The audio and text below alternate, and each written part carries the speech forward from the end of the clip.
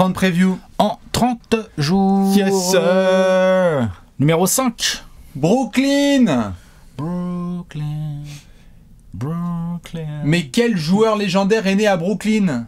Michael Jordan. Yeah. Et voilà, lundi c'était facile. Hein. Il y avait du choix mais c'était facile. Voilà, beaucoup ont trouvé évidemment. Ah là là là là là là, vous avez peut-être hésité avec les Bulls ou les Wizards, ou peut-être n'importe quelle des 30 franchises NBA. Ce qui est sûr, c'est qu'aujourd'hui nous allons parler de cette grande franchise que sont les Brooklyn Nets. Attention, on prépare son bavoir et on prévient évidemment son gastro-entérologue. Ce sont les 30 previews en 30 jours, la série préférée de votre joueur préféré. Sur votre chaîne YouTube préférée, on espère que vous allez bien, le marathon continue. Ah, on est pas bien là en septembre là, avec ces équipes de daubes là, qui vont nous viser la draft 2025. Eh oui, fans des Nets, ils le savent. On va plutôt se concentrer sur une saison qui se termine mi-avril. Hein. Oh putain, mi-avril, elle sera déjà finie depuis 2 mois la saison des Nets, pas à mon avis. Bon bref, on verra. On le verra. On verra.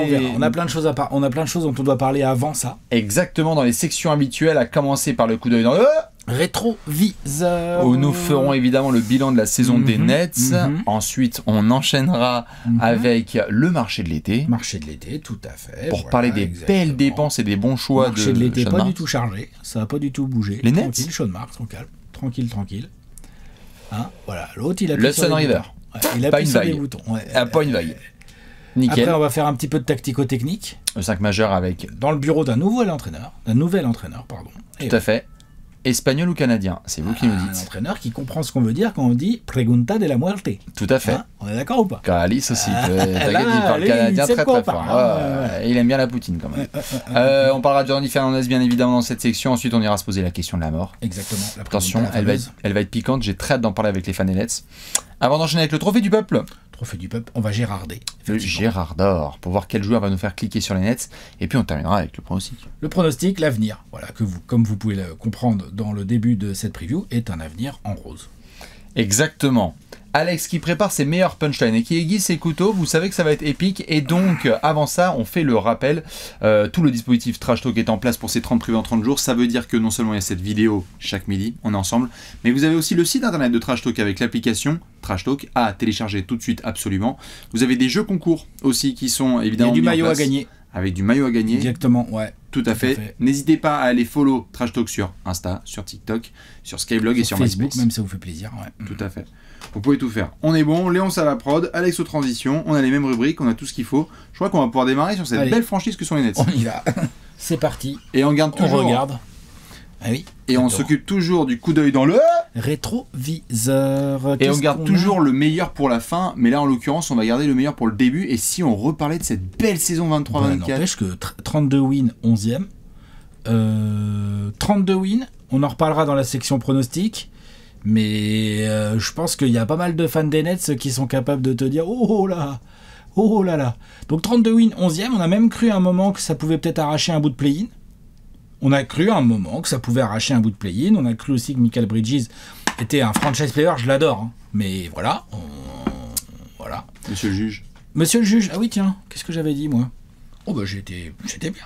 J'avais dit 41 wins, 8e. 41 wins pour moi aussi. Mal jaugé. Hein. J'ai mal jaugé, c'est clair. Après, ça a bougé en cours de saison. Non, mais attends. Il y a eu du trade, il y a eu du changement de coach. C'est une vraie saison régulière de transition à laquelle nous avons assisté du côté de Brooklyn. C'est-à-dire que c'était pas encore un tank. C'était pas encore en mode on est en full rebuild et tout. Ça, on va en parler dans le marché de l'été, dans le 5 majeur, dans la question de la mort, dans le Gérard et dans le pronostic. Et là, dans le coup d'œil dans le rétro, on peut pas dire qu'on était en mode ça y est, rebuild et tout. On a vraiment vécu une saison de transition où je pense qu'au début de la saison, les types, ils étaient qu'est-ce qu'on fait, machin, et là maintenant, ils savent. Bien sûr. Mais... Regarde, 20e defensive rating, donc c'est pas minable. Non, c'est pas très bon, mais c'est pas minable, tu vois. De toute façon, tout à fait. Par exemple. Pour rentrer dans les détails, puisque nous avions les mêmes perspectives, c'était allez, ils sont à 50% de réussite cette saison et ça va aller. 41 victoires, on avait visé. Oui. À Noël, les Nets sont à 15-15. C'est-à-dire qu'au moment où on démarre le soir de Noël, les Nets sont à 15 victoires, 15 défaites, et ça va. Tu sais que tu peux compter sur Michael, tu sais que tu vas avoir d'autres garçons qui par la suite vont être transférés, mais sur qui tu peux compter. Et donc, on se dit, ça peut le faire. Mais très très vite, il va se passer ce qu'on appelle 2024, et très honnêtement, en ressenti global, on en avait débattu ensemble, Je connais très peu de franchises qui ont été aussi infectes, insupportables à regarder jouer et en manque d'âme, d'identité, de tout que les Brooklyn Nets de 2024. Une horreur. Ça démarre en janvier par le passage à Paris. On les a regardés, on a pissé du sang avec nos yeux, Alex. Ah, c'est vrai. Face aux Cavs. C'est vrai. Une horreur, t'as un très beau maillot. C'est vrai. C'est le maillot de Paris. Ouais, c'est le maillot Paris 2024. Le passage des Nets, atroce. Non, c'est sûr, c'était atroce. Ils sont déjà plus dedans. En fait, nous, on le sait pas encore à l'époque, mais ils sont déjà plus dedans. En fait, c'est déjà un peu fini. Atroce, tout à fait. Et là encore, c'est janvier. Jacques Vaughn est totalement dépassé. On arrive à la trade deadline. Merci Spencer Dinwiddie. Ciao, bye bye. D'autres garçons aussi. Alors, il y a des choses qui sont bien. C'est Dennis Schroeder qui débarque notamment et qui fait une belle deuxième partie de saison. Mais comment ne pas parler de Ben Simmons? Encore et toujours. Stop. Le highlight des Nets du NBA Paris Game, c'est Nick Claxton qui fait un tête contre tête avec Tristan Thompson. Ouais. Envie zéro. Nick Claxton, qui au passage, on peut le dire, lui fait partie de ces joueurs sur cette saison, qui a joué quasiment tous les matchs de la saison, et qui a, même si les stats individuelles ont pas du tout, elles ont même légèrement baissé, il me semble, a quand même confirmé les progrès qu'on avait vus un an avant, où on voit, voilà, rim runner, pivot dans la NBA actuelle, il est en train de vraiment de trouver sa place, de trouver son job. Ça peut le faire, tout à fait. Michael Bridges a encore joué 82 matchs. Ça, c'est normal. Sûr. Bien sûr, c'est un grand classique, évidemment. C'est pas souvent que je peux le dire, mais j'ai pu aller voir les Nets de très très près au Barclays Center. Eh ben, c'était aussi mauvais qu'à l'écran. C'était nul. Et vraiment, il y a des équipes qui parfois sont mauvaises, mais se donnent... C'était fin janvier. Ah ouais, c'était fin janvier. C'était contre les Suns. C'était contre les Suns. D'un Youssouf Nourkic en 28-14-5. Après, ça arrive à d'autres gens, ça. Non. Prendre une mixtape. Non. Je te jure que non. Les Suns, oh là là. Je les ai vus de très très près, je peux te dire que c'était la honte. Hein. Et tout le monde s'est marré d'avoir pris la mixtape de Nourkic. Et franchement, Alex, c'était horrible. Les Nets, à partir de ce moment-là, mais à partir de fin janvier, c'était atroce. Non, c'était fini. Atroce. C'était fini, et pourtant il y avait des joueurs sur le papier capables de jouer au basket. Michael Bridges, Cam Johnson. Cam Thomas qui lui aussi a montré des choses intéressantes, genre je peux jouer en NBA. Bonjour, scoring, mettre des paniers. Ouais, scoring, on savait, un petit bout de développement de playmaking pour ne pas montrer qu'il a juste des œillères et c'est tout. Il y a eu un petit peu de tentatives. Est-ce que vous êtes capable, les fans des Nets sont capables, mais je pose la question à Alex et je la pose à celles et ceux qui regardent cette vidéo. Est-ce que vous êtes capable de me donner le nom du coach qui a coaché les Nets sur la fin de la saison? Bah moi oui quand même. Déjà, je préparais mes 30 previews, donc j'ai travaillé sur. Bien sûr, mais t'as dû le retrouver, le blaze. Disons que j'étais là, j'ai fait « Ah oui, c'est vrai !» Voilà. Mais je le sais, du coup. Jacques Vaughn se fait virer en cours de saison pour se faire remplacer par Kevin Ollie, qui a quand même coaché genre 25 matchs faciles, 25-30 matchs. On est d'accord, c'est All-Star Game en gros. Oui, non, c'est en sortie, c'est All-Star Weekend. Merci Jacques. Merci d'avoir... j'ai l'impression que c'est la gueule de bois continue de la fin de l'ère KD Kyrie. J'ai l'impression que c'est Sean Marks qui, en janvier, réalise tout ce merdier et se dit ok. Et Sean Marks, on va en reparler de lui évidemment. Tu sais quoi, il y aura bouton rouge, donc je vais commencer déjà par le coach, ça sera fait. Et après, on verra cet été au niveau des joueurs ce qu'on peut faire. En gros. J'ai l'impression que c'est le premier des fusibles, comme souvent d'ailleurs dans ce genre de projet. Le premier des fusibles, c'est le coach. Tout à fait. Donc après, dans les joueurs, tu as dû profiter des dernières fois, des derniers matchs et des dernières célébrations de Monsieur Michael Bridges, comme on en reparlera dans le marché de l'été. Il y a eu des satisfactions, on parlait de Cam Thomas, il y a eu d'autres petites choses, quelques minutes de Noah Clowney dont on reparlera aussi. Mais il y a eu aussi beaucoup de backlash sur Cam Johnson, dont on espérait mieux en sortie de prolongation de contrat. Ça a été difficile pour lui. Il y a d'autres garçons qui n'ont pas trouvé leur place. Pendant ce temps-là, les Knicks cartonnent. Donc en plus de ça, rajouter la blessure à l'insulte, t'as quand même les Knicks qui cartonnent dans ta ville. C'est-à-dire qu'à la limite, quand les Nets c'était bon, tu vois. Puis l'histoire avec les Knicks, elle n'est pas finie. Elle se continue dans le marché de l'été, tu vois ce que je veux dire. Bref. Il y a un mec qui a traversé le pont. C'est dur. Et puis, quitte à bien finir les choses, évidemment, ton pick, c'est pas le tien. Il va à Houston. Ouais, super, génial. On reparlera de Houston beaucoup plus tard, mais le pick 3, Houston. Donc, quitte à être puni par les dieux du basket, autant le faire à fond parce que t'as proposé un jeu atroce. Parce que t'as voulu à une période faire un Big Three et que tu es en train de le payer. Ça, c'est sûr et certain. Atrocité. Voilà. Sur le coup d'œil dans le rétro, honnêtement, il n'y a pas forcément tellement grand-chose de plus à dire. On a vécu une saison de transition qui va mener à, normalement, vraisemblablement, à moins que ça soit des grosses surprises, mais à une saison de reconstruction. Là qui arrive là. Oui, et je pense. Et donc l'ami Sean Marks avait quand même un peu de taf cet été. Non, on est d'accord ou pas? Il a lâché 2-3 gouttes, je te confirme. Ouais. Il a bossé. Et il a bossé, Sean Marks. On va regarder tout ça. Allez, marché. C'est l'heure du marché de l'été. Le beau tableau. Chargé. Ça, c'est un tableau. Alors ça, c'est un marché de l'été. Hein, déjà, on voit que c'est bien ambitieux au niveau des arrivées. Lourd au niveau des arrivées. Hein. Kylian Hayes, lourd. Bojan Bogdanovic, Shake Milton, mon gars. Et Ziaire Williams. Ça, c'est de l'arrivée lourd.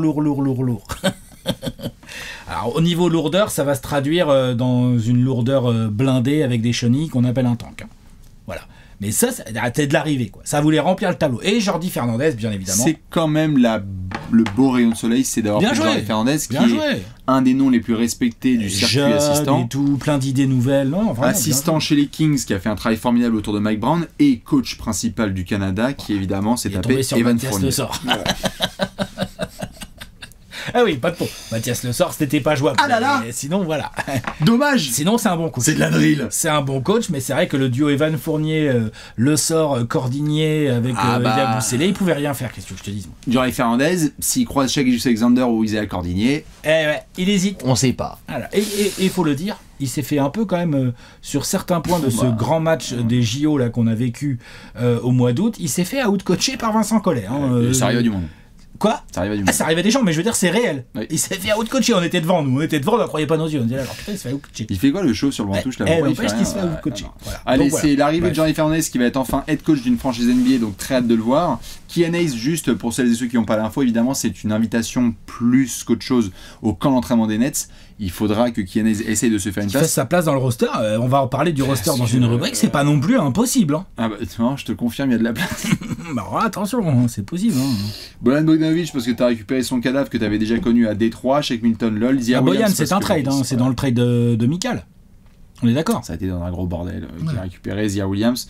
Voilà. Quelques prolongations. Alors, Nick Claxton, prolongé parce que c'est le bon moment pour le prolonger. Donc 4 ans. 97 millions, et quelque chose que j'aime beaucoup dans ce contrat, c'est que c'est un dégressif, c'est-à-dire que tu vas payer plus cher tout de suite que dans 3-4 ans, où on verra ce que donne Nick Claxton, mais je suis pas sûr qu'il soit forcément tellement plus fort qu'aujourd'hui dans 4 ans. Tout à fait, et contrat très transférable. Dans une équipe qui sera intéressante. C'est bien. Donc ça, c'est franchement, c'est très bien. Au moment où cette preview sort, peut-être qu'il y a eu une update. C'est pas qu'on la tourne en août, c'est juste pour vous dire. J'ai mis Cam Thomas 3 petits points par notation. Parce que Cam Thomas fait partie de ces joueurs qui sont éligibles à une extension et que, force est de constater qu'en ayant fait le coup d'œil dans le rétro, Cam Thomas est un talent qui va demander un contrat. Est-ce qu'il l'obtiendra à Brooklyn? Sean Marks a envie de lui filer, voilà exactement. Et de combien est-ce qu'il s'agira sur le contrat? C'est à suivre évidemment d'ici le début de saison. Trendon Watford, le GOAT, qui a été prolongé. Qualifying offer, je crois. Hein. C'est pas une prolongation. Non, mais je dirais, allez, offer. C'est conservé. Ouais, voilà, c'est ça. C'est conservé. Alors sur les départs, évidemment, on va Mikal Bridges. Ouais. Dans le trade, donc, qui fait venir Bojan Bogdanovic. Et du gros pic de draft. Il faut le dire, les Nets s'étaient fait complètement dilapider, notamment sur les histoires de James Harden avec les pics qu'on a vu des Rockets récupérer.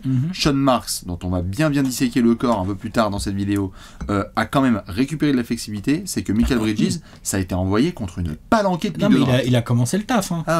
C'est pour ça que je te dis que le changement de coach que je disais dans le coup d'œil dans le rétro, le changement de coach post-All-Star Game, c'est clairement Sean Marks qui se dit c'est bon. Allez, on recommence. Ouais, septembre, on le démarre en mars. Recommence. Ouais, voilà, c'est ça, exactement. C'est clairement ça. Mais oui, t'as raison de le préciser, il a récupéré dans les arrivées, il y a du pic de draft. Et dans les départs, il y a Mikal, bon, il y a Kevin Ollie parce qu'il y a changement de coach, il y a Lonnie Walker.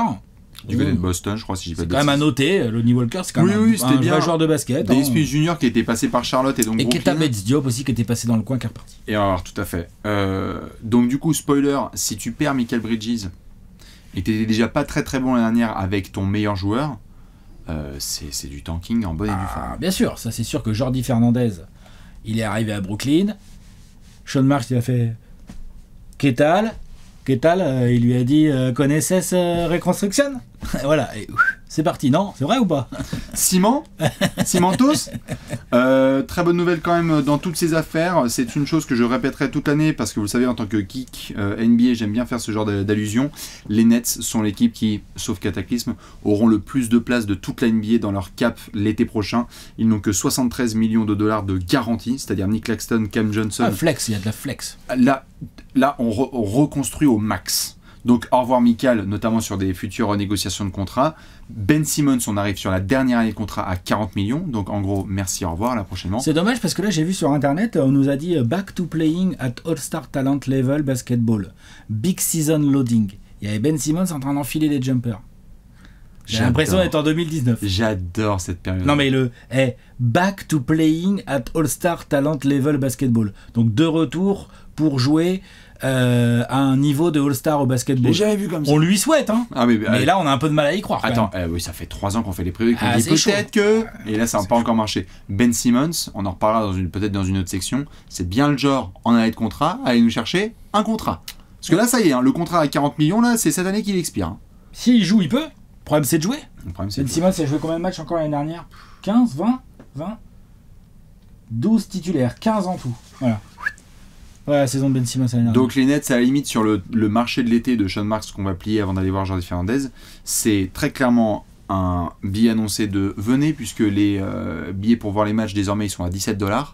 Et j'espère que vous aimez la draft 2025 parce que là on y va et on a récupéré du pic au maximum puisqu'on avait tout dilapidé dans le trade de Harden. Non, ouais, c'est ça le message. Et donc Jordi Fernandez, lui, il a des joueurs. Pardon, dans le trade de Kelly, il en avait récupéré aussi un petit peu ou pas? De vous, je pas pense, trop. mais on n'avait plus rien à voir grand chose à filer. Ouais. Il faudrait vérifier, mais je pense qu'on en a filé. Et tout, on a quand même mis Mikal et Cam Johnson, on a mis du joueur. C'est vrai. Mais je pense qu'il y a un pic, ouais. Après, pic des Suns, c'est pas forcément les pics où tu vas avoir les choix les plus hauts, mais bon, c'est toujours intéressant. Pour le moment. Pour le moment, tout à fait. Parce que dans 2-3 ans, on en Ah bah 2-3 ans, en NBA, c'est une éternité. Exactement. Allez, tu parlais de Jordi. Jordi Fernandez, voilà, gros challenge devant lui. Donc, joue au basket. On va aller voir dans son bureau, mais je peux vous dire, dans son bureau, il y a un immense bureau et pour l'instant, il n'y a rien dessus, il y a tout qui est à faire. Exactement. Tu es prêt? Ouais, je suis prêt. On va regarder ça tout de suite dans le 5 majeur.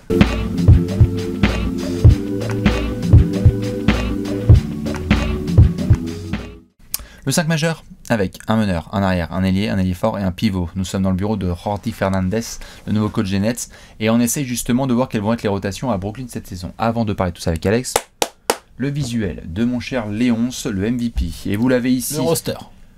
Oh mon Dieu! Lourd. Il y a du monde, il y a du joueur. Il y a de la cam, il y a du volume. Il y a des êtres humains. Ouais. Après, c'est vrai que tout de suite, quand tu dois déterminer les locks, tu sais que là, c'est un autre délire. Là, Alex, la question protocolaire. Oui. Y a-t-il des verrous et si oui, combien? Moi, j'en ai 4. Moi, j'en ai 3. Moi, j'en ai 4. Moi, j'en ai que 3, franchement. C'est qui tes 3? Cam Thomas. Oui. Pour moi, c'est un lock. Il va être titulaire en 2, là. Oui. Hein, on est d'accord. Nick Claxton, il va être titulaire aussi. Et je pense que Cam Johnson, c'est un titu. Dennis Schroeder est titulaire chez les Nets. Ouais, tu m'étonnes. De toute façon, c'est qui va lui piquer sa place? Et voilà, c'est le 4e. Ben Simmons? Non, enfin pas pour le moment en tout cas. C'est pas un meneur, Ben Simmons. Il va lui donner aussi sa chance à un autre poste. Il va se calmer là-dessus. On est resté sur les mêmes, c'est intéressant que tu en parles là. Reparlons de basketball, Jordi Fernandez ou Kevin Ollie ou ce que vous voulez ou Jacques Vaughn.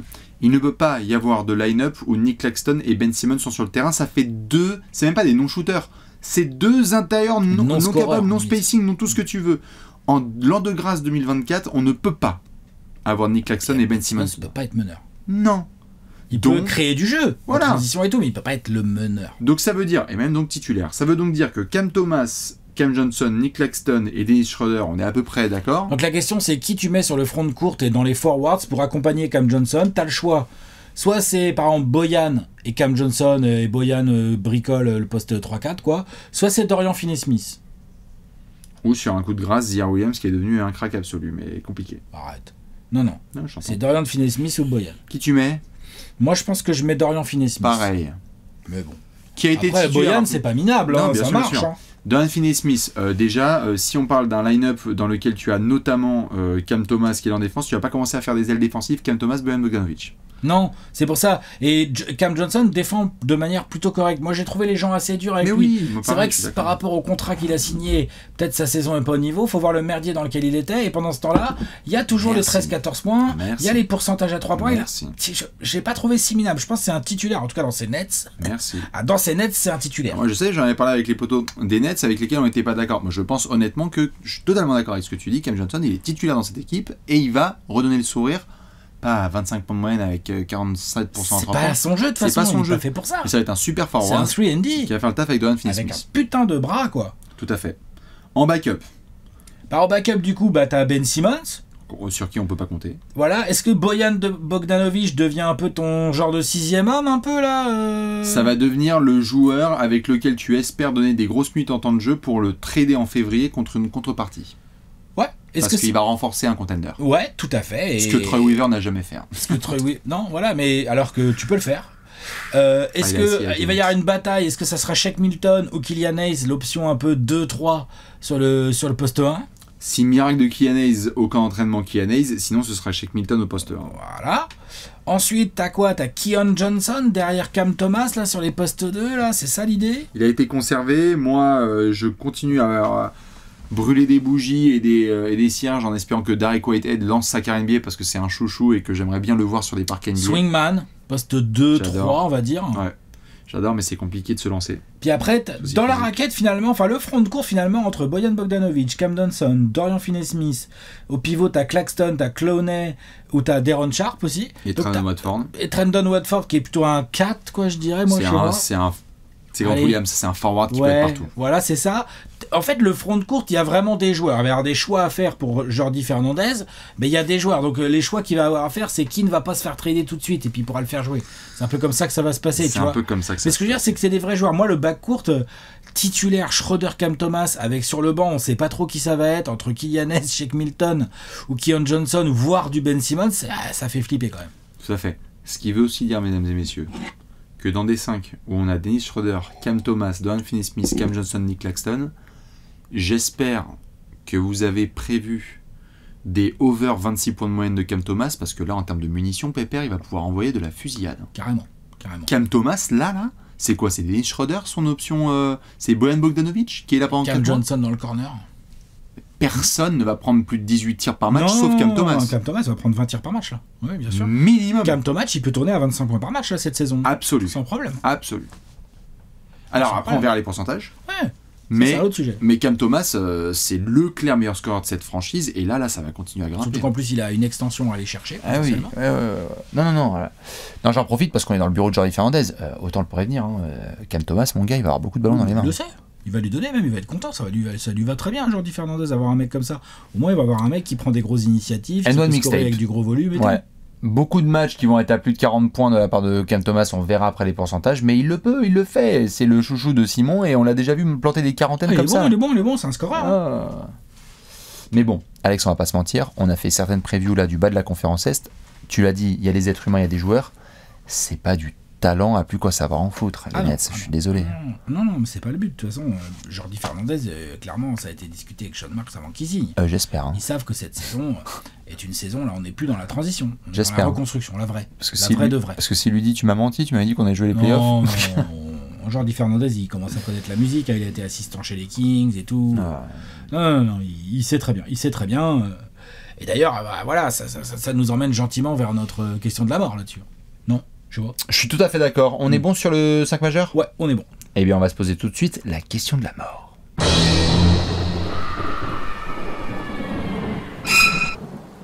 La question de la mort. La pregunta de la muerte, comme on dit là-bas. Voilà, là. Nous sommes chez les Nets de Brooklyn et non pas du New Jersey. Peut-être qu'à New Jersey, bientôt, il y aura les Sixers. Tu as vu ça hein, j'ai vu. Enfin, c'est loin d'être fait. Ouais, c'est loin d'être fait. La question de la mort, c'est la suivante. Et j'ai très hâte d'avoir l'avis des fans des Nets ou même les gens qui suivent un petit peu les Nets de loin. Mesdames et messieurs, la question de la mort des Nets. Peut-on encore faire confiance à Sean Marks? Sean Marks est en place depuis longtemps. 2016, chez les Nets, depuis 2016, tout à fait. Il a eu l'occasion de passer par plein de formats. On a connu le Sean Marks des débuts qui a mis une super identité, arrivé avec notamment l'équipe de Kenny Atkinson, Desmarais Carroll, D'Angelo Russell, Ronda Hollis-Jefferson, les tenaces. Ce qui a ensuite donné lieu à la fameuse triplette ratée, le Big Three le plus loupé de l'histoire de la NBA, Kevin Durant, Kyrie Irving, James Harden. Ce qui nous a mené ensuite à une transition, nous a-t-on dit, avec notamment Michael Bridges et compagnie, qui nous mène aujourd'hui à un full tanking. C'est rare de voir des managers qui peuvent tenir, en l'espace de 10 ans, des profils aussi variés et rester en place. On a eu parfois des déclarations qui n'ont pas été tenues, on a eu parfois des coups de poker qui ont été ratés. Comment tu te positionnes et comment on peut se positionner sur Joe Tsai tout en haut, Sean Marks à la direction et combien de temps on va pouvoir lui faire confiance? Moi, clairement, je suis très content que Joe Tsai semble continuer de faire confiance à Sean Marks. Moi, je pense qu'on peut encore faire confiance à Sean Marks. Tu as résumé les faits. Résumé les faits de ce qui s'est passé depuis 8 ans que Sean Marks est à la direction du sportif chez les Nets. Ce qu'il faut bien comprendre, c'est quand il arrive en 2016, il y a 2 années un peu de désert où en fait Sean Marks est en train de nettoyer l'immondice laissé par Billy King. Pardon. Un des pires génies de l'histoire. Attention, le mec avait vraiment un nettoyage monstrueux à faire. Il a réussi à faire ce nettoyage avec, comme tu dis, en créant avec Kenny Atkinson, des D'Angelo Russell, Spencer Dinwiddie, et tout ça, machin et tout. Il a réussi à remettre Brooklyn au centre du game, à le rendre attractif.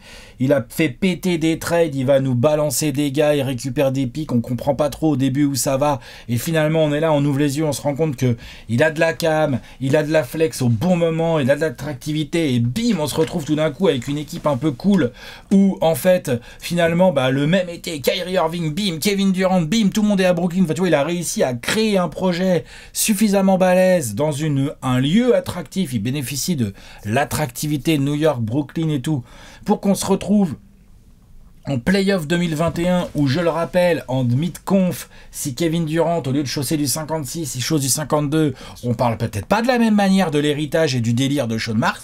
Non mais, c'est pas que, tu vois, genre, les échecs, il y a eu des ratés de la part de Sean Marks, il y a eu des décisions qui n'ont pas été les bonnes. Je pense qu'il n'aurait pas dû insister autant pour choper James Harden et lâcher autant. C'était vraiment une erreur, ce Big Three. Ça, on peut lui imputer cette erreur.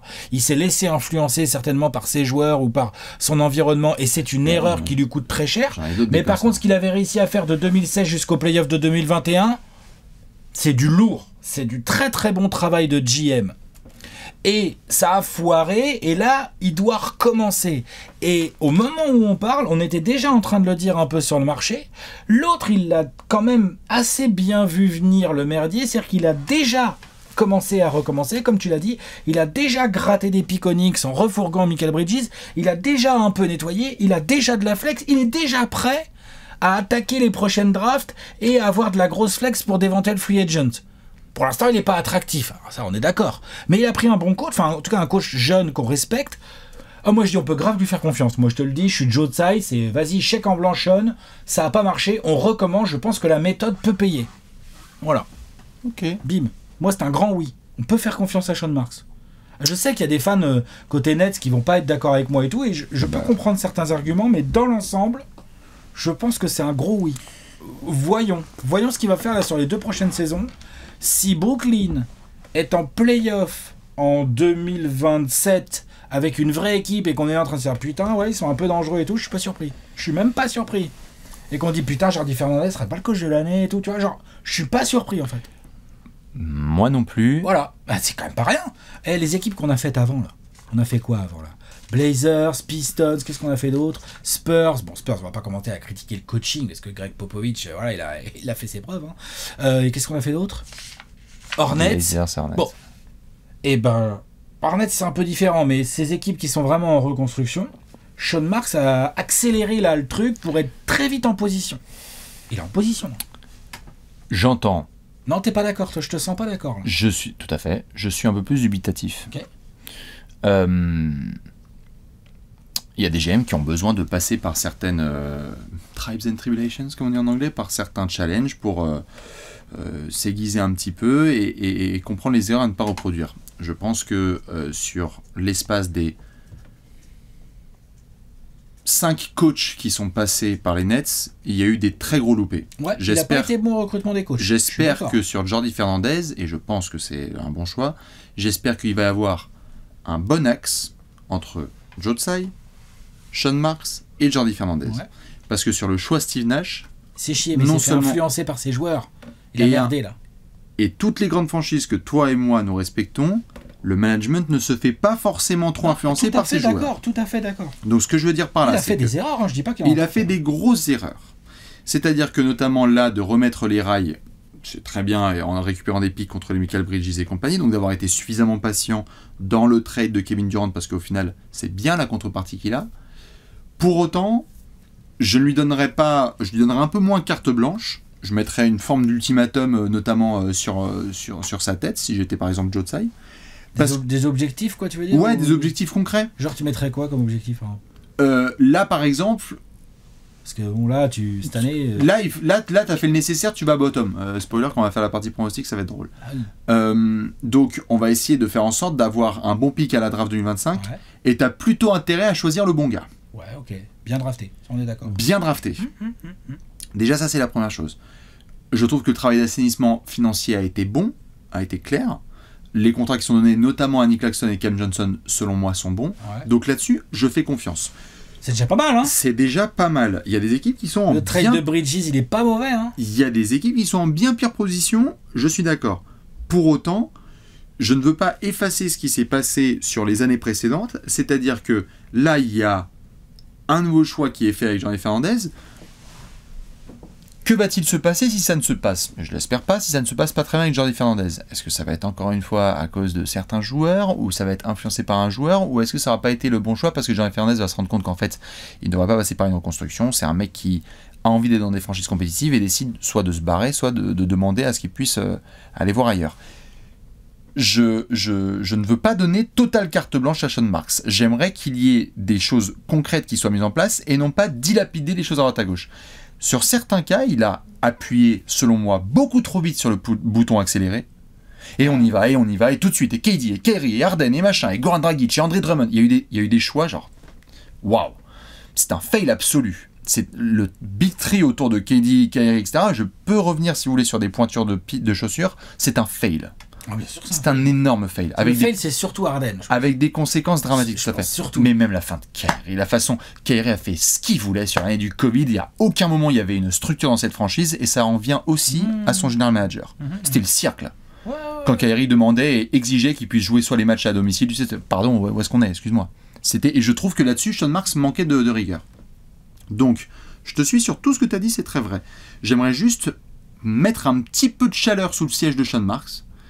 Parce que oui, il y a des choses qui sont très bien faites, mais attention vu la taille des grosses conneries qu'il a faites précédemment.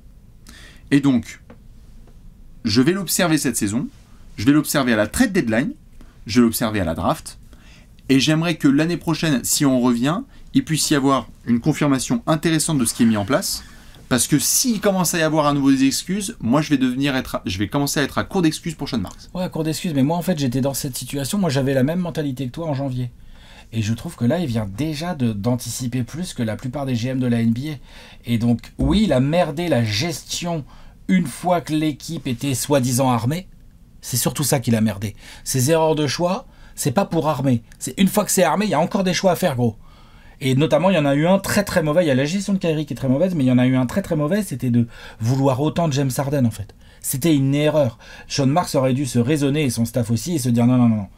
Comment on entoure Kyrie, KD? On n'a pas besoin d'un Big Three. Comment entourons-nous bien KD, Kyrie? Il était là la vraie question. Mais il a raté ça. Ça, c'est raté. Par contre, là, il a su, je pense, faire un peu d'introspection. Il s'est remis en question. Il a décidé. Et tout de suite, il s'est dit, OK, je dois recasser. Et tout de suite, il a recassé dans les bons timings, avec des bons trucs. Et du coup, il est déjà... Alors, il va peut-être recommencer des erreurs. Quelqu'un dira, bon, mec, faut que tu dégages. Mais au moins, il s'est tout de suite remis en position d'essayer un projet. Ça, j'aime bien. Et ça, c'est fort. Parce qu'en fait, les autres, la plupart des GM d'où on se plaint, dit, elle avance pas cette reconstruction, c'est parce qu'ils n'ont pas les baloches de faire ce que vient de faire Sean Marks, c'est-à-dire de dire, Je me suis chié dessus, allez, il y a tout qui dégage. Tout qui dégage. Mais c'est intéressant que tu dis je me suis chié dessus parce que je me suis chié dessus, ça veut dire j'assume que j'ai fait des grosses merdes, donc si je les répète, je dégage. Je pète le bouton rouge direct. Salut Carniçovas.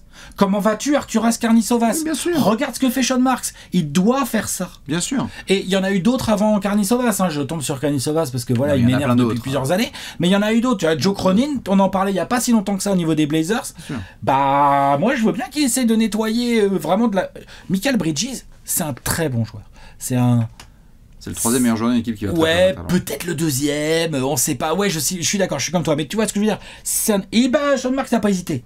Il a dit, tu sais quoi, vas-y, va chez le voisin, traverse le pont. Qu'est-ce que tu me files? Vas-y, tu me files Bojan Bogdan. Non, mais les pics, c'est quoi? Ah ouais, d'accord, ok, on y va. C'est parti. Tu vois? Et s'il a une offre un peu équivalente, elle sera pas équivalente parce qu'il a plus de joueurs aussi forts que Michael Bridges a priori, mais tu vois, genre sur du Cam Thomas ou sur du Nick, il va bazarder, il va récupérer. Il y a des choix sur lesquels... Ça, j'aime bien. Il y a des general managers sur lesquels, parfois, malheureusement, on doit mettre des étiquettes, comme c'est arrivé par exemple avec des Sam Hinkie ou d'autres, où on est en train de le voir avec Daryl Morey notamment, pour ne parler que de Philly. Il y a des general managers comme des coachs qui parfois sont très très bons à certaines étapes. Et Sean Marks, faut qu'il nous montre la suite. Et Sean Marks, pour le moment, je te suis totalement sur le défense tout en reconstruction. Très bien. Et va loin, va jusqu'à une équipe contender, à la construire sur le papier. Ah bah si, on a fait l'apéro nous-mêmes. Avec Kyrie, KD, on a fait l'apéro nous-mêmes, on s'est dit putain les Nets ça commence à prendre, ils sont très dangereux. Après ça s'est pas du tout passé. Ça a explosé. Ça a explosé et tout, mais ça a explosé, tu peux pas tout mettre sur Sean Marks. Non, mais ça a pas explosé joliment. Ça a explosé en mode regardez à quel point la franchise c'est le bordel, où il y avait des jets privés qui a été pris par Joe Tsai ou Sean Marks pour aller à des concerts où il y a KD en train d'aller voir Travis Scott pour essayer de le convaincre de décaler un peu sa demande de transfert. Ce que je veux dire juste c'est que si ça se trouve Sean Marks, moi je veux bien qu'il démolisse, offre des assets, etc. pour qu'on puisse reconstruire. J'aimerais qu'ensuite, il puisse y avoir une autre personne à la direction des Nets, scratch tout ça, et qu'on puisse y avoir une autre personne qui décide, dans quelques années, ça se trouve, je parle pas dans 8 mois, mais qui décide parce que peut-être que le plafond d'un Sean Marks aussi, lorsque ça devient vraiment, comme tu l'as dit, de la construction pure d'équipe, Brad Stevens, il a eu la clairvoyance de se dire peut-être qu'au niveau du coaching, c'est pas trop ça, mais que lorsqu'il va falloir faire les petits choix, j'y vais. Et putain, on était en train de transpirer sur le trade de Porzingis et on s'est dit, tu sais que Xavier Tillman à la deadline, c'est pas mal. Il y a des GM qui sont capables de faire ça. C'est sa principale erreur à Sean Marks, et j'espère qu'il la fera pas. Comment? Il y en a un paquet. Ouais, mais la principale, la plus grosse, celle qui coûte le plus cher, c'est d'avoir trop suivi ses joueurs et d'avoir pris Steve Nash en coach.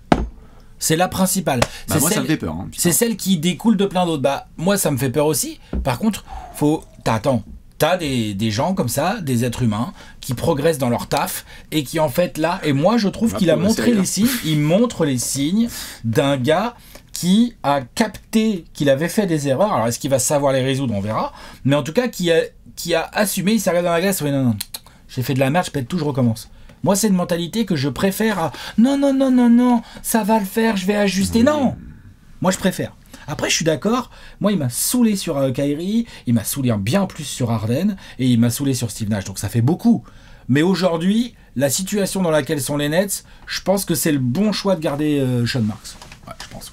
Et après, pour la suite, on verra déjà. Est-ce qu'il arrive à reconstruire un truc solide, déjà, pour commencer, avant de savoir s'il est capable de le gérer. Est-ce que déjà, il arrive à reconstruire, déjà, pour commencer. Là, il a posé des bases, maintenant, il y a des choix à faire. Hein. Il va y avoir des drafts à gérer, comme tu l'as dit. Il va vraisemblablement y avoir potentiellement des agents libres à mettre des contrats ou des trades à gérer avec la flex financière qu'il est en train de se créer. Donc, il y a plein de décisions à prendre. Mais là, à l'instant T, ouais, je lui fais confiance. Ouais. Si Joe Tsai regarde cette vidéo, viens, on se FaceTime juste et on va essayer de penser au moins à dans 2 ans. Parce que là, le choix de Jordi Fernandez est bon, je pense, et on va le voir. Mais j'espère, on va voir. Après, il n'a jamais été head coach. Hein. Donc on verra lui aussi, on va le juger sur pièce. Cette année, ça va être dur de le juger, tu vois. Non, c'est impossible, tout à fait. Mais allez, on va dire, moi j'ai hâte de voir dans les commentaires si vous êtes plus ou moins dubitatif ou si vous êtes à fond pour le fait de conserver Sean Marks. C'était la grosse question de la mort. Est-ce qu'on n'irait pas voir le peuple? Allez, on gérarde. T'es prêt? Ouais, je suis prêt. C'est l'heure du Gérard d'or.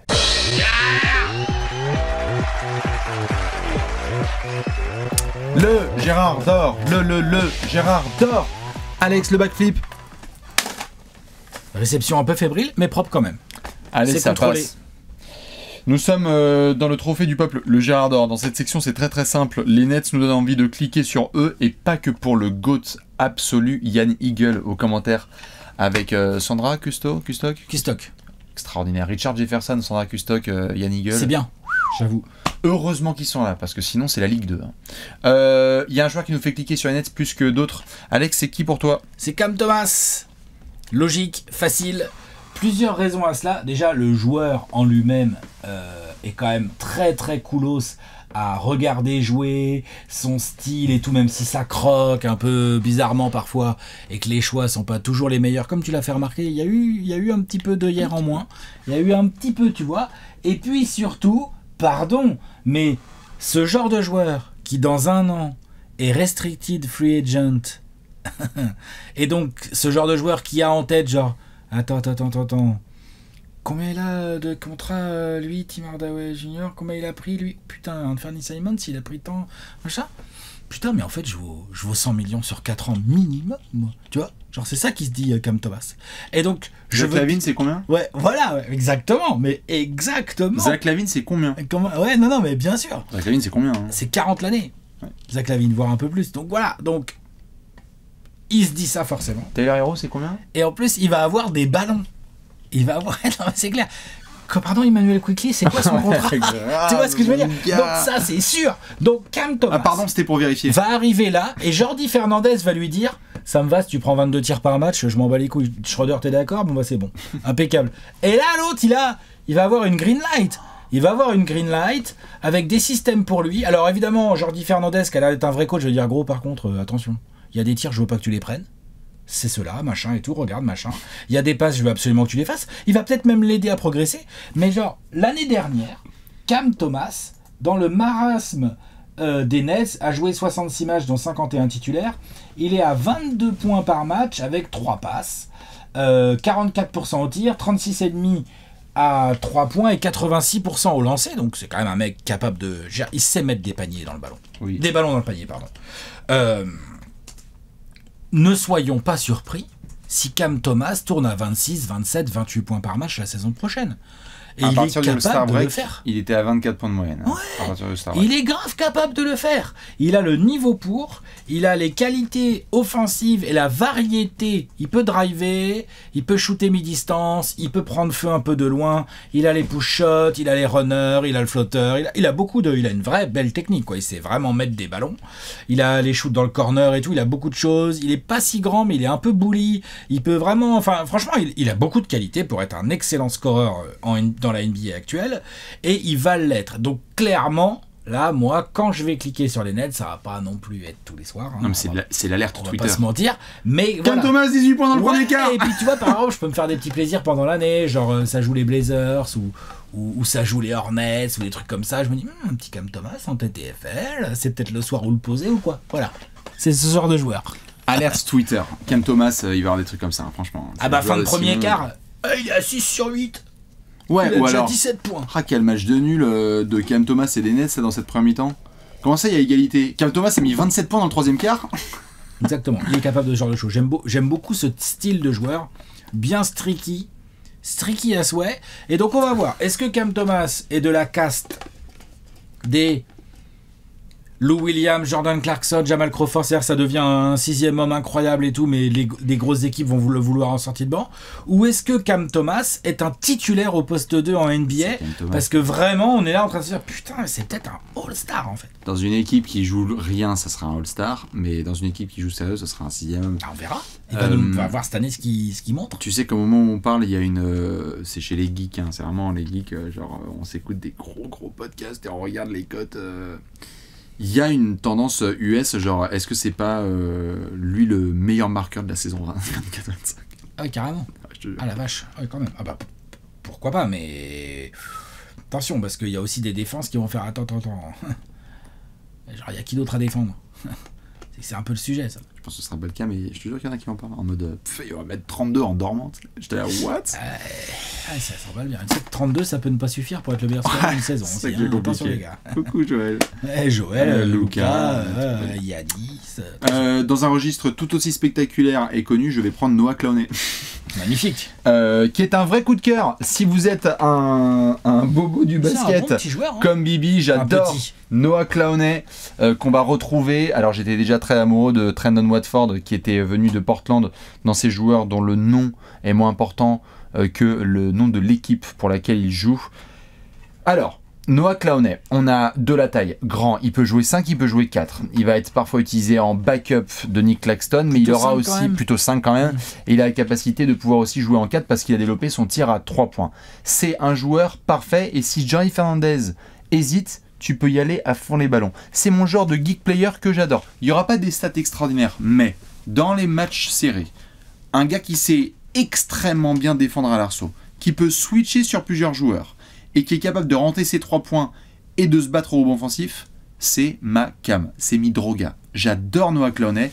Je pense qu'il a montré sur la fin de saison 2-3 flashs, notamment un match contre les Pacers où il avait été énorme. Il a montré aussi sur son développement de G-League qu'il y avait vraiment des situations dans lesquelles il pouvait dominer. C'est un des noms qui, je pense, est très très peu connu là. Tu vois, genre, je sais pas, Léon Marchand début juin. Ouais, non, mais... Et en fait, genre, on revient après, on dit genre, mais vraiment, il est super bon. Et je pense que Noah Clowney est un super basketteur. Très très hâte, j'adore les fondamentaux, la façon dont il voit le jeu. Jamais, je pense pouvoir le dire, jamais ce sera un All-Star. C'est pas ce genre de joueur. Mais si on parle de joueurs de qualité qui aiment faire jouer le collectif et qui vont se battre pour s'assurer qu'il y ait de la win, je ride and die avec M. Noah Clowney. Je vais t'en dire une autre. Hein. Est-ce qu'on est surpris si au mois de janvier ou vers la deadline, il y a Nick Claxton qui est dans un trade parce mais que j'allais dire, son contrat est justement tout à fait tradable et en fait il n'y a pas du tout de pivot et dans Noah le trade Clowney, et Noah Clowney c'est le titre. Bonjour. Et je pense, et ça, il peut être encore meilleur, même si les stats sont meilleurs pour Claxton, vraiment la façon avec laquelle Clowney joue intelligemment. Clowney, faut voir les stats. Hein. J'aime beaucoup. Et donc je pense que cette année c'est un petit peu la breakout season. Alors là sur la précédente évidemment il était qu'à 6 points et 3 rebonds avec un compte de moyenne. Ouais mais il jouait combien de minutes? Mais il jouait très très peu, il était à 16 minutes par match. Ouais, voilà. Là je pense que ça peut quasi doubler. Et je l'adore. Donc voilà, il va y avoir des mouvements sur les Dorian Finney-Smith, sur les Nick Claxton, sur d'autres garçons, sur Bojan Bogdanovic. Vu que les Nets vont pas jouer grand chose, allez-y donner des minutes à Clowney. C'est mon Gérard d'or de cette saison avec Cam Thomas pour Alex. Dites-nous qui est votre Gérard d'or. Évidemment, on n'a rien lâché sur Ben Simmons parce que bah. Il n'y a rien à dire, à part qu'il rentre des tirs apparemment là, mais avec un shoot. Et que c'est une année de contrat, donc il peut nous faire une année de contrat. Ouais, mais quand il shoot, il y a toujours son coude qui est pas dans l'écran, c'est un vrai sujet quand même. Allez, bref. Un autre sujet, c'est le pronostic. Ouais, pronostico. T'es prêt? Ouais. C'est l'heure du pronostic.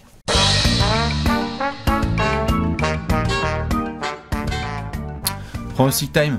Pronostico, comme on dit à Brooklyn. Exactement, dans cette section, c'est très très simple. Monsieur Wally, on va essayer de deviner l'avenir. 24 secondes pour Alex, 24 secondes pour Bibi. Avant ça, les rappels importants. Bordeaux jaune en bas de votre écran, hein, ici, là. Très important, quand on est sur du pronostic ou du pari sportif, ne pas miser l'argent que vous ne pouvez pas vous permettre de perdre. C'est un petit conseil qu'on martèle là depuis quelques années. Il est toujours à 100% de réussite, donc suivez-le, s'il vous plaît. À fond, hashtag ne faites pas les bolos, s'il vous plaît, avec les paris sportifs. Si vous êtes sage, intelligent et que vous voulez un petit peu vous amuser, nous avons une cote à proposer. Cam Thomas sera le meilleur marqueur. Non, c'est pas ça. C'est Nick Claxton. La merde. Nick Claxton. Elle a changé la cote. Ah oui, merde. Pardon. Excusez-moi, bah voilà. Nick Claxton va prendre au moins 10 rebonds par match. Ah mais si vous voulez mettre Cam Thomas meilleur marqueur de l'humanité, vous pouvez y aller. Hein. Elle est à 1,70, elle est boostée à 2. Bah, franchement, une cote à 2 sur un mec qui, tant qu'il sera là, il va être titulaire et quand même, l'un de ses jobs numéro 1, c'est d'aller se battre au rebond. 9,9 rebonds l'année dernière. Tu vois, il est là, on y est, on est là. On est, en break-even cote. Oui. L'année dernière, malheureusement, la cote n'est pas passée. Elle n'est pas passée, c'était quoi? Les Nets en playoff. Aïe. Aïe. Ouais, pas grand-chose. Ah, ça pique. Ah, ça pique fort. Alex, est-ce que tu es... Ah non, tu as un over-under, non? Ouais, j'ai un over-under, il est à 19,5. Qu'est-ce que t'en penses? C'est ciselé, c'est pas ciselé, c'est comment? C'est généreux, ça, quand même. Ouais. Bon, en tout cas, je pense que on est loin du compte, je pense. Oui, on est loin du compte. Ah, on est loin du compte. Voilà. Je pense, ouais. Ouais, ok. Je pense que, ouais. Eh bien, écoute, est-ce que tu es prêt, mon cher Alex? Ouais, je suis prêt. Pour ton pronostic en 24 secondes, voire plus, 3, 2, 1, Joe Harris. 15 victoires pour les Nets. Cette année, je mets 15e, 15 victoires, 15e de l'Est, pire bilan de la Ligue. C'est un gros tank que nous voyons là, avec finalement des joueurs corrects, hein, mais assez peu de gros talents, à part peut-être Cam Thomas, si vraiment il explose et que ça devient genre Kobe, quoi, mais bon, on va voir, on n'en est pas là. Je pense que cette équipe, le management, même le coach sont au courant que c'est pas franchement là pour gagner des matchs et enchaîner des wins. Il y a du trade à venir, ça va dump du salaire, ça va récupérer des contrats finissants avec des pics, on va rien comprendre et tout. Sean Marks est en mode reconstruction, 15 wins, 15e de l'Est, et rendez-vous à la draft 2025 et à la free agency. Qu'est-ce que t'en penses ? Ah bah, tu vas voir. Tu m'as l'air bien dubitatif. Ouais. T'en aurais mis beaucoup plus, toi ? Bah, tu vas voir. Vas-y. Pronostic des Nets, 3, 2, 1, 16 victoires pour les Nets. Dernier de la conférence Est. Bah oui, on en est là. Voilà, belle analyse. Je laisse, j'en ai encore pour 16 secondes. Si, je peux vous dire que sinon, il fait pas très chaud dehors. Vince Carter a son maillot retiré. Avant les Raptors. Avant les Raptors. C'est une victoire pour les Nets. C'est une victoire ou pas ? C'est une win. C'est 17 wins en fait, ton prono, toi. J'ai pas envie d'argumenter. C'est un tank en bonne et due forme. Et j'ai dit ce que je pensais de Sean Marks. Voilà. On va montrer le gros tableau. Allez. Le gros tableau avec les merveilleux Nets qui sont donc la pire équipe de NBA. Ouais, cette année, je pense, ouais. En termes de bilan, ouais. En termes de jeu, on verra, on peut toujours avoir des surprises. Mais en termes de bilan, je pense, ouais. Eh bien, c'est à vérifier. On espère que l'avenir sera brillant pour Monsieur Kylian Hayes, on l'espère, au camp d'entraînement. Dites-nous, vous, fans des Nets, ce que vous pensez de cette belle saison à venir, bien évidemment, sur toutes les questions qu'on a pu se poser. Léon, Alex et Bibi, on vous fait des gros bisous. T'as un indice ou pas pour demain ? L'indice, c'est ancienne balle. Ancienne balle, à demain. Allez, ciao, ciao. Ciao.